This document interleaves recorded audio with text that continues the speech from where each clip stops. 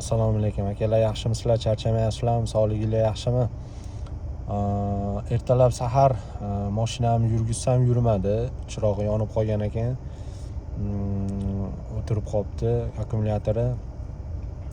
Gruppaga srazi yozdim. Yaxshi, bitta akamiz uzoq yo'lda bo'lsa ham keldi.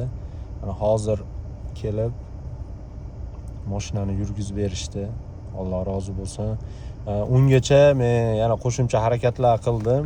Bunaqa narsa sotib oldim. Nima deydi buni? Bunaqa starter. Lekin ish bermadi.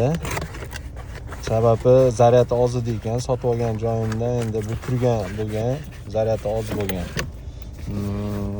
Lekin juda qiynaldim. Bugun почти bir kun shu bilan o'tib ketib qoldi.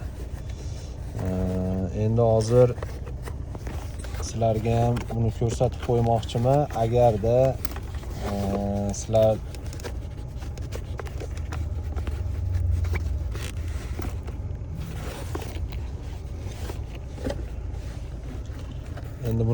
ham ko'rsatib qo'ymoqchiman. Agarda ko'chada, Varshavada kimdir o'chib qoladigan bo'lsa, menga shaxsiydan yozsa, xudo xolasa yaqin o'rtada bo'lsa qo'ldan kelgancha borib mana ishlatib akkumulyatorni yurgizib beramiz. Ungacha lekin zaryadga qo'yib qo'yaman. Hozir 180 zloty deykan. 180 zloty deykan, 150 zlotga berdi. 150 zlotga oldim. Mana.